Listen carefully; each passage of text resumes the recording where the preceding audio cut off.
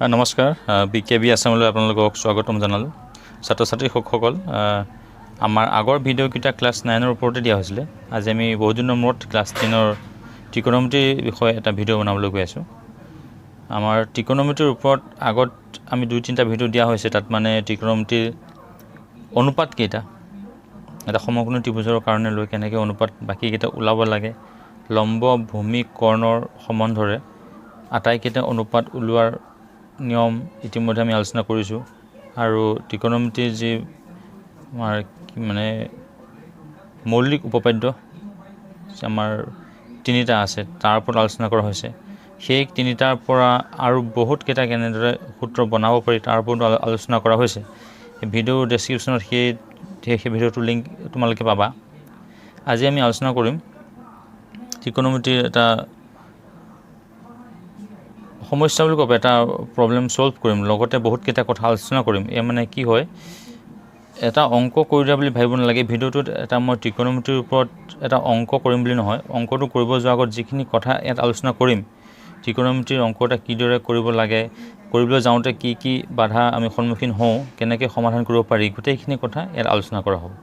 ঠিক আছে এতিয়া আমি লৈছোঁ ফাৰ্ষ্ট চেপ্টাৰৰ 8 নম্বৰ যিটো দিয়া আছে 3 cot a is equal 4 তেন্তে 1 minus tan square a 1 plus tan square a is equal cos square a minus sin square বুলি আমাৰ সমান দেখাব লাগে আমি পৰীক্ষাটো পিছলৈ কৰিম আগধৰি আমি বুজি লওঁ এ বি সি এটা আমি কি আছে এইটো সমকোণী ত্ৰিভুজ আমি গম পাইছোঁ ত্ৰিকোণমিতিৰ কথাৰ ওপৰত কেৱল সমকোণী ত্ৰিভুজে আহিব নহয় জানো এট বি হ'ল 90 ডিগ্ৰী এংগল এ সূক্ষ্মকোণ এই এ কোণটোৰ ওপৰত দিয়া আছে 3 cot a is equal 4 এই কণ্ডিশ্যনটো দিয়া আছে এইখিনি কথা আমি ইয়াৰ পৰা বাকীকেইটা আমি অনুপাত ওলাই ল'ম এতিয়া আমি যদি ভাবোঁ যে মেট্ৰিকৰ পৰীক্ষাত এই অংকটো দিলে ক'ৰ পৰা আৰম্ভ কৰিম কেনেকৈ আৰম্ভ কৰিম এই এনেধৰণৰ কথা আমি এইটো ভিডিঅ'ত আলোচনা কৰিম প্ৰথমে আমি এটা সমকোণী ত্ৰিভুজ আঁকি ল'ম যিহেতু দিছে এ সূক্ষ্মকোণ এটো আমি প্ৰথমে ৰখালোঁ বিটো 90 ডিগ্ৰী আঁকিলোঁ চি ওপৰত থাকিল এ বি চি ত্ৰিভুজলৈ আমি এতিয়া লম্ব ভূমি কৰ্ণকেইটা বাছি ল'ম যিহেতু আমি এ কোণৰ কাৰণে আলোচনা কৰিম ইয়াতে ভূমিটো হ'ব সদায় বেছ যিটো এ বি লম্ব পাৰপেণ্ডিকুলাৰ বি চি ঠিক আছে কৰ্ণ হ'ল এ চি এঢলীয়া থাকিব যিটো আমাৰ হেলনীয়া থাকিব আমি ভূমিটোক বি আখৰে বুজাম লম্ব পি আখৰে বুজাম ত্ৰিভুজটোক এইচ আখৰে বুজাম ঠিক আছে এইখিনি আমি আগৰ ভিডিঅ'ত আলোচনা কৰা হৈছে যে আমি এই বস্তুটো লাগিব আমাক sin a = p/h cos a b/h tan a p/b এইখিনি কথা সকলোৱে কিমান জানাই আলোচনা কৰা হৈছে আমাৰ আগৰ ভিডিঅ'ত ক্লাছতো নিশ্চয় তোমালোকে আলোচনা কৰিছা এতিয়া আমি আহোঁ তেওঁক দিয়া কণ্ডিশ্যনলৈ এতিয়া আমাক দিয়া আছে 3 cot a is equal 4 এতিয়া cot a ইকুৱেল কিমান হ'ব 4/3 ঠিক আছে আমি এইখিনিলৈকে আমি বুজি পালোঁ এতিয়া আমি কি কৰিম কটৰ কাৰণে আমি চাম সূত্ৰই আমাক কি কয় সূত্ৰই কয় tan a = p/b আমি জানো কটৰ যিটো অনুপাত সেইটো টেনৰ অনুপাতৰটো বিপৰীত টেনত যদি p/b হয় তেতিয়া কটত হ'ব কি b/p ঠিক আছে বিনো কি কিমান ভূমি পি হ'ল আমাৰ লম্ব ঠিক আছে আমি এই সূত্ৰমতে আমি মিলাওঁ এতিয়া এই ত্ৰিভুজটোত আমাৰ বি এ কি বুজাইছে এ বি পি এ বুজাইছে বি চি অৰ্থাৎ আমি এনেদৰে আলোচনা কৰিব পাৰিম এতিয়া b/p বি মানে হ'ল আমাৰ এই ত্ৰিভুজটোৰ কাৰণে এ বি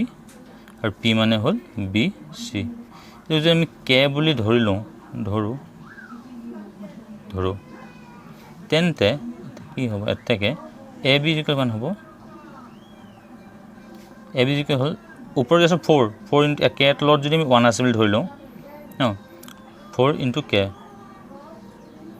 আৰু বি চি ভেলু কিমান হ'ব বি চি হ'ল 3 ইনটু কে অনুপাতৰ অংক ক্লাছ 8ত এইবিলাক কথা আলোচনা কৰা হৈছে ন এ ইকুৱেল আমি কিমান পালোঁ 4k আৰু B C A B equal পালোঁ 4k আৰু বি চি ইকুৱেল পালোঁ আমি 3k য'ত k এটা ধ্ৰুৱক ঠিক আছে এতিয়া যদি আমি মানে এই অংকটোত এই চিত্ৰত আমি এ বি মান পালোঁ 4k লিখি দিছোঁ এইটো পালোঁ 4k আৰু বি চি মান পালোঁ আমি 3k ত্ৰিভুজটোত এ বি মানে ভূমিৰ মান পালোঁ, বি চি মানে আমি লম্বৰ মান পালোঁ, আমাক কৰ্ণ এ চিৰ মান লাগে। আৰু সমকোণী ত্ৰিভুজৰ ক্ষেত্ৰত আমি লম্ব আৰু ভূমিৰ মান পোৱাৰ পিছত আমি কৰ্ণৰ মান কেনেকৈ আলোচনা কৰিম? আমি জানো লম্ব স্কোৱাৰ যোগ ভূমি স্কোৱাৰ সমান কৰ্ণ স্কোৱাৰ, এইটো পাইথাগোৰাছৰ সূত্ৰ বা সমকোণী ত্ৰিভুজৰ সূত্ৰ বুলি আমি জানো। তাত আমি এপ্লাই কৰিম এতিয়া এ C square equal A B value মই কিমান পাইছোঁ? 4k BC equal 3k whole square. A 4 square equal 16k square 309k square. 16 plus 9 equal 25k square. AC square equal to 25k square. এইটো মানে পূৰ্ণবৰ্গ হৈ আছে, এতিয়া AC equal কিমান হ'ব? 5k definitely. আমি এইখিনি কথা আমি সৰু কথা আলোচনা কৰোঁ আৰু এতেকে হ'ল 5k কাৰণ 25k স্কুৱেৰ ৰুট আহিব। আমি যদি আৰু অকণমান আলোচনা কৰোঁ,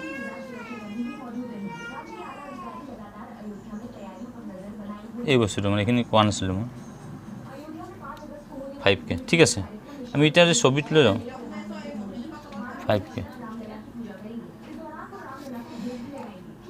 লম্ব ভূমি কৰ্ণ গোটেইকেইটা পোৱাৰ পিছত আমি এতিয়া যিকোনো অনুপাত ওলাব পাৰিম। গোটেইকেইটা অনুপাত আমি চাইন কছ টেন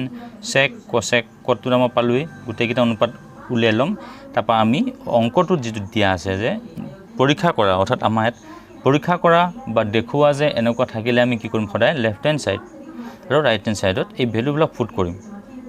বাওঁপক্ষ আৰু সোঁপক্ষ, তাত আমি এতিয়া চাম। ঠিক আছে।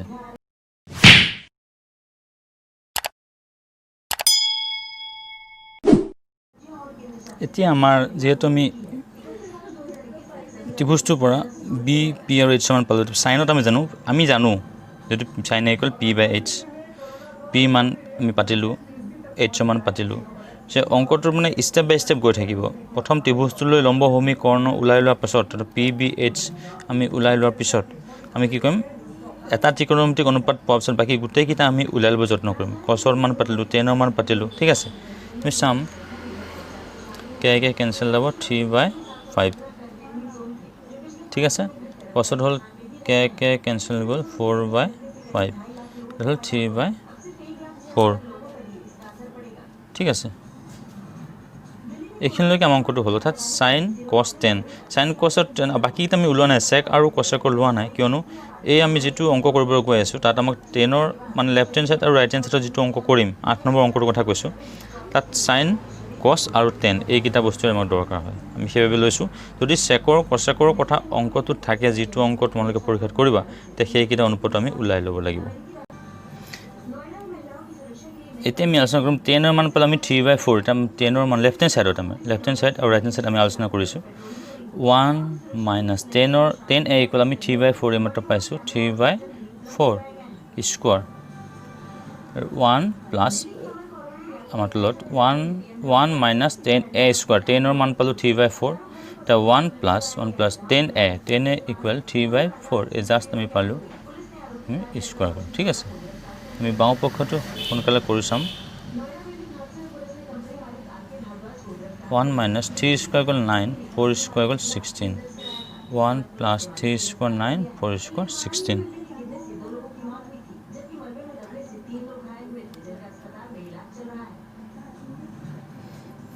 ঠিক আছে, আমি 16 যদি আমি এলচিএম লওঁ,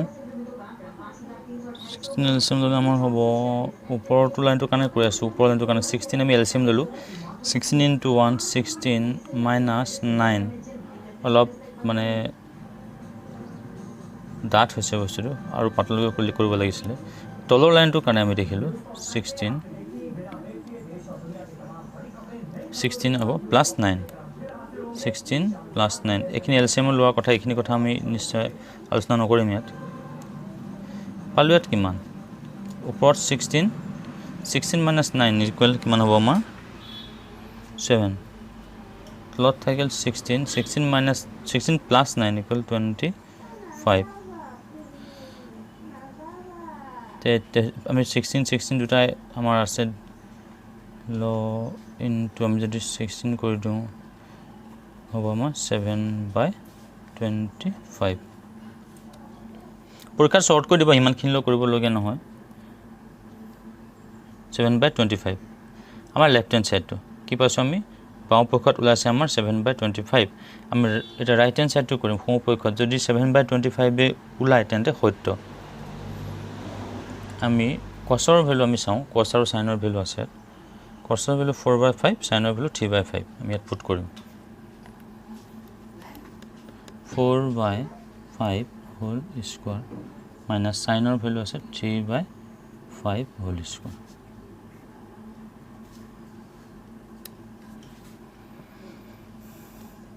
4 16 5 25 9 5 square 25 that means 25 equal LCM lolo 16 minus 9 is equal to 7/25 salu right hand side dot hu poikhot ami jitu value palu 7/25 left hand side dot ami he eketa value ke paisilu 7/25 that means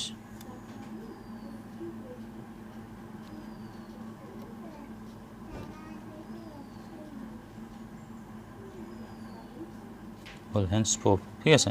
আমাৰ left hand side is equal right hand side আমি ইতিমধ্যে কিমান প্ৰমাণ পালো মানে পৰীক্ষা কৰি আমি পাইছো এটা আমাক অংকটো দিছিলে পৰীক্ষা কৰি চোৱা কন্ডিশনটো এটো হয় নহয় পৰীক্ষা কৰি চাব দিছিলে আমাক কিন্তু কন্ডিশন এটাহে দিয়া আছিল এই কন্ডিশনটো দিয়া আছে ঠিক কট a = 4 আমি এই কন্ডিশনটো দিয়াৰ পৰা আমি ত্ৰিভুজ এটা আঁকি ললো লম্বভূমি কৰ্ণ মিলাই ললো উটেখিনি কৰি কেনেকৈ আমি বাকি কিটা ত্ৰিকোণমিতিক অনুপাত আমি কৰি ললো sin cos 10 তাৰ পৰা আমি কি কৰিলো লেফট হ্যান্ড সাইড আৰু ৰাইট হ্যান্ড সাইডত নিজৰ মেনৰ ভ্যালু পুট কৰিলো পুট কৰাৰ পিছত যদি ইজ ইকুৱেল নাপালো হেতেন তেন্তে আমি পৰীক্ষা কৰিবলৈ কি নহয় বুলি আমি লিখিলো হেতেন যেটা আমাৰ প্ৰমাণ পালো left hand side is equal right hand side হয় তেন্তে আমাৰ হেন্স প্ৰুভড হৈ গল অৰ্থাৎ আমি এটো কি হল সত্য বুলি আমি প্ৰমাণ কৰিব পাৰিলো এনে ধৰণৰ এক্সাম মেট্ৰিক এক্সামত আহিব প্ৰশ্ন তো সমাধান কৰাৰ ক্ষেত্ৰত এনেকৈ স্টেপ বাই স্টেপ আমি আলোচনা কৰিব লাগিব আৰম্ভ কৰিব লাগিব আৰু এই কথাখিনি আলোচনা কৰা হ'ল ইয়াতে যে ত্ৰিকোণমিতিৰ ক্ষেত্ৰত আমাৰ ইয়া পাছৰ যে চেপ্টাৰ তাত এখন চাৰ্ট লাগিব আমাৰ table 30 degree 60 degree 45 degree 90 degree এংগুলৰ বিষয়ে মনত ৰৈ যাব প্ৰেক্টিছ কৰোঁতে কৰোঁতে এইটো চেপ্টাৰৰ কাৰণে আমাক কেৱল উপবাদ্য কিটা লাগে আৰু এটা ত্ৰিকোণমিতিক অনুপাতৰ পৰা আনটো কেনেকৈ ওলাব সেইটো আমি জানিব লাগে আৰু আমি আগতেও কৈছো এতিয়াও কম যাতে মুখস্থ কৰা নহয় একেবাৰে মুখস্থ নকৰিবা এটা এটাকৈ স্টেপ বাই স্টেপ আগবাঢ়ি গৈ থাকিবা ত্ৰিকোণমিতিবোৰ বেছি কঠিন নহয় সমান্তৰ প্ৰগতি আৰু ত্ৰিকোণমিতি দুটা চেপ্টাৰ বহুত ভাল কৰিবলৈ বহুত ভাল আমি স্থানাংক জ্যামিতিৰ বিষয়ে আমাৰ ইয়াতে এই আহিবলগীয়া কি মেট্ৰিকৰ বাবে কেইবাটাও ভিডিঅ' দিয়া আছে তোমালোকে চাই ল'ব পাৰিবা তে আজিলৈ ভিডিঅ'টো এইখিনিতে সামৰিছো ভাল বাৰু